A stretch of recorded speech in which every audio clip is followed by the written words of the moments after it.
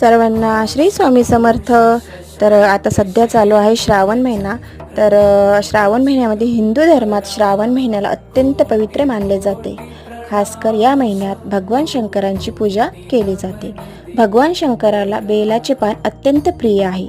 बेलाच्या पानाला वास्तुशास्त्रामध्ये देखील अत्यंत शुभ मानले जाते. तसेच बेलाचे झाड आपल्या घराच्या आसपास असल्याने घरातील सर्व वास्तुदोष नाहीसे होतात. शिवपुराणानुसार ज्या ठिकाणी बेलाचे झाड असते ते ठिकाण काशी तीर्थ क्षेत्राप्रमाणे अत्यंत पवित्र मानले जाते.